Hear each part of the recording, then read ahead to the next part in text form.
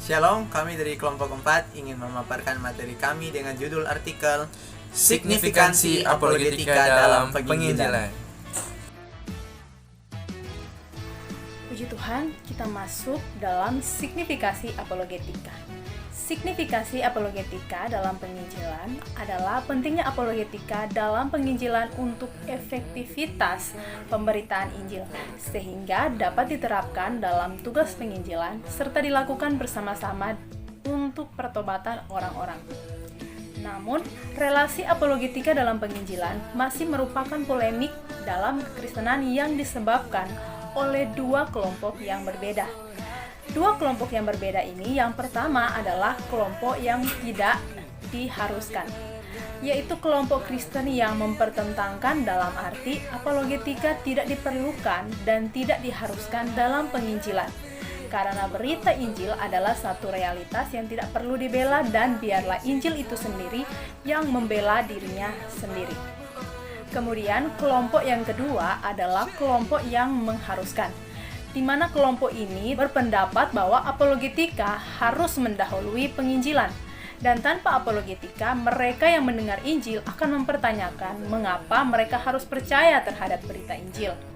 Nah, itu sebabnya mengapa penting apologetika dalam kehidupan kekristenan. Selanjutnya, kita masuk dalam pengertian apologetika. Apologetika sederhananya dimaksudkan sebagai pembelaan atas kebenaran Kristiani yang telah diwahyukan Allah kepada manusia melalui Alkitab. Baik itu terhadap kritik dan histori maupun penyalah tafsiran Alkitab, dan membongkar serta menghancurkan atau merombak ajaran-ajaran yang salah untuk mempertahankan dan tetap memberitakan Injil Yesus sebagai kabar baik yang benar. Model-model apologetika dalam penginjilan itu ada dua. Yang pertama ada model presuposisional dan ada model evidensial. Yang pertama, model presuposisional. Model presuposisional ini memiliki dasar pendekatannya adalah firman Tuhan. Firman Tuhanlah yang harus digunakan dalam setiap argumentasinya. Keefektifan dalam berapologetika sangat bergantung kepada seberapa jauh kemampuannya secara tepat menggunakan firman Tuhan. Pendekatan apologetika presuposisional ini percaya bahwa manusia berdosa tidak memiliki pandangan yang benar tentang dirinya dan pemikirannya. Berkenaan dengan hal ini, Rasul Paulus juga berkata kepada Timotius dalam kitab Timotius agar usahakanlah supaya engkau layak di hadapan Allah sebagai seorang pekerja yang tidak usah malu, yang berterus terang memberitahukan perkataan kebenaran itu, tetapi hindarilah omongan yang kosong dan yang tak suci yang hanya menambah kefasikan, yang terdapat dalam 2 Timotius 2 ayat 15 sampai 16.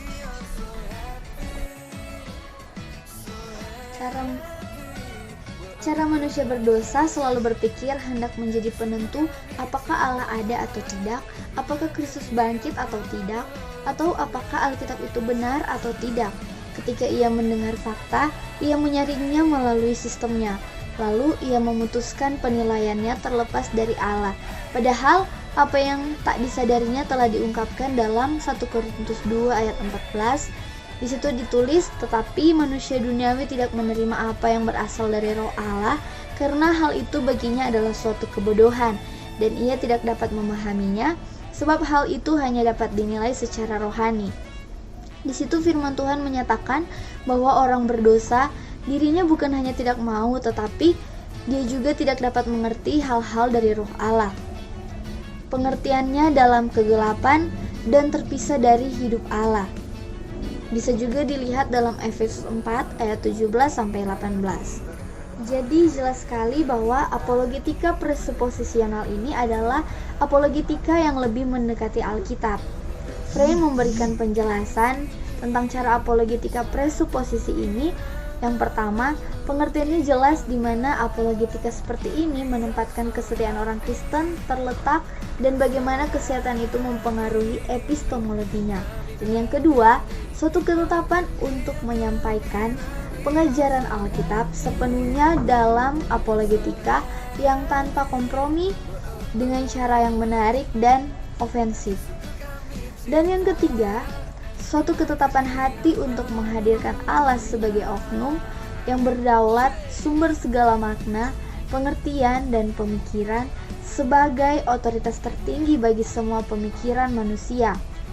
Nah, dan yang keempat, suatu pengertian atas pengetahuan orang non-Kristen tentang Allah dan pemberontakannya yang berakibat pada penalarannya. Singkatnya, apologetika presuposisional ini mengakui bahwa orang Kristen percaya bahwa iman kepada Yesus Kristus didasarkan kebergantungannya kepada Kristus, dan kebenaran yang disampaikan adalah kebenaran yang lahir dari kebergantungannya kepada Kristus. Mereka yang tidak percaya yang harus menunjukkan bukti-bukti ketidakpercayaan mereka, dan bukannya orang yang percaya. Dan yang kedua, model evidensia. Apologetika evidensia ini adalah suatu apologetika yang berdasarkan apa yang diterima oleh orang non-Kristen, misalnya logika, fakta, ataupun konsistensi, dan lain sebagainya. Apologetika semacam ini berusaha memberikan jawaban rasional dengan susunan evidensi secara mengesankan untuk membuktikan kebenaran Alkitab dan kekristenan sebagai jawaban terhadap tantangan orang non-Kristen berkaitan pernyataan Allah di Alkitab. Baik, tadi kita sudah melihat pengertian dari apologetika dan model-model apologetika yang cocok di dalam penginjilan.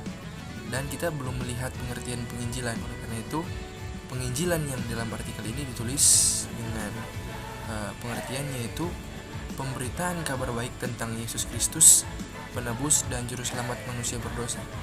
Nah, pengertiannya ya sederhana, bahwa pengertian penginjilan adalah pemberitaan kabar baik tentang Yesus Kristus dan juru selamat manusia berdosa. Jadi penginjilan itu berbicara tentang pemberitaan kabar baik. Nah, sekarang kita masuk di slide berikut, yaitu korelasi apologetika dengan penginjilan. Korelasi apologetika dengan penginjilan itu adalah hubungan antara apologetika dengan penginjilan. Yang pertama, apologetika dan penginjilan merupakan tanggung jawab orang Kristen. Dan yang kedua, apologetika dan penginjilan bermaksud supaya orang yang tidak percaya bertobat. Dan yang ketiga, sama juga dengan penginjilan, bahwa apologetika tidak dapat menjamin bahwa orang bisa langsung bertobat, tapi memiliki tujuan yang sama, yaitu ingin supaya orang yang tidak percaya bertobat, tapi tidak menjamin. Dan itulah hubungan antara apologetika dan penginjilan, sehingga di dalam artikel ini tulis bahwa apologetika itu penting dan diharuskan, bahkan di kelompok yang kedua tadi diangkat tadi, bahwa diharuskan apologetika itu di bawah di dalam penginjilan. Kemudian kita masuk pada penerapan apologetika dalam penginjilan. Nah, apologetika penginjilan secara presuposisional adalah pendekatan penginjilan dengan konsep apa kata Allah di dalam Alkitab tentang manusia, dan bukan berdasarkan apa kata orang itu. Nah, cara berapologetika dalam penginjilan tidak boleh berpendapat bahwa orang non-Kristen memiliki anggapan yang benar tentang dirinya dan pemikirannya. Kalau kita bisa melihat dalam kisah Paulus, di mana di Athena Paulus ketika diadili, ia mulai dengan berapologetika tentang kesaksiannya, tentang pertobatannya, dengan cara pandang atau dengan berapologetika sesuai dengan ajaran Kristen. Apologetika penginjilan secara presuposisi tidak boleh meninggalkan sudut pandang Kristen dalam setiap argumentasinya. Jadi di sini apologetika itu harus berdasarkan sudut pandang Kristen dalam setiap kali seorang apologetika itu berargumentasi atau menyampaikan argumentasinya kepada seseorang. Konsep dasar adalah apa kata Allah tentang manusia dalam Alkitab, bukan apa kata orang itu. Nah, jadi setiap orang harus berdasarkan tentang apa kata Allah dan bukan tentang apa kata orang tersebut dalam dirinya. Apologetika penginjilan harus menentang presuposisi orang non-Kristen. Maksudnya di sini supaya apologetika penginjilan orang Kristen harus dapat melawan dan mematahkan presuposisi orang non-Kristen. Nah, apologetika Kristen harus memulai dengan presuposisi Kristen.